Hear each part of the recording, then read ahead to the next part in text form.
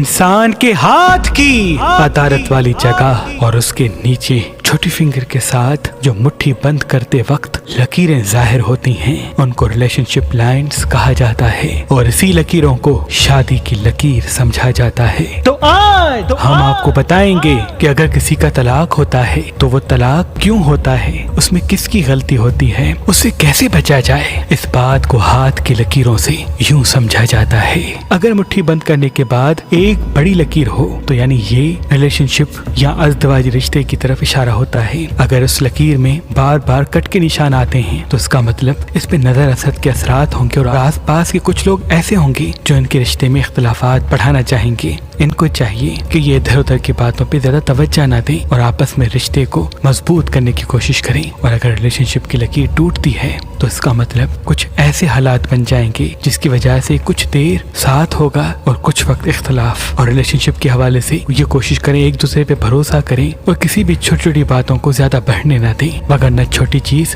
بہت بڑا مسئلہ بنا سکتی ہے۔ اگر اس لکیر سے پہلے چھوٹی چھوٹی لکیریں بنتی ہیں، یعنی کسی بڑے اچھے ریلیشن شپ یا ازدواجی رشتے سے پہلے چھوٹی چھوٹی ریلیشن شپ منظر عام پہ آئیں گے۔ اگر کسی بڑی لکیر کے بعد چھوٹی چھوٹی لکیریں بنتی ہیں، یعنی ریلیشن شپ یا کسی بڑے ازدواجی رشتے کے بعد چھوٹے چھوٹے ریلیشن شپ منظر عام پہ آئیں گے۔ اگر دو بڑی لکیریں بنتی ہیں تو اس کا مطلب ریلیشن شپ یا دو ازدواجی زندگی کے حوالے سے انتخاب منظر عام پہ آئیں گے۔ اور اگر ریلیشن شپ کی لکیر دل کی لکیر کی طرف جا کر دو حصوں میں تقسیم ہو جاتی ہے تو اس کا مطلب ازدواجی رشتے میں بہت بڑا اختلافات منظر عام پہ آئے گا، اور اس کی وجہ سامنے والا انسان ہوگا جس سے اس نے شادی کی ہے یا محبت کی ہے۔ اور اگر ریلیشن شپ لکیر کے آخر میں دو کونے بنتے ہیں تو اس کا مطلب ریلیشن شپ کے حوالے سے یا شادی کے حوالے سے اگر طلاق یا اختلافات منظر عام پہ آئیں گے تو اس کی سب سے بڑی وجہ یہ خود ہوگا، اس کا مزاج ہوگا، اس کی عادتیں ہوں گی۔ اگر ایسی لکیر منظر عام پہ آئے تو انسان کو چاہیے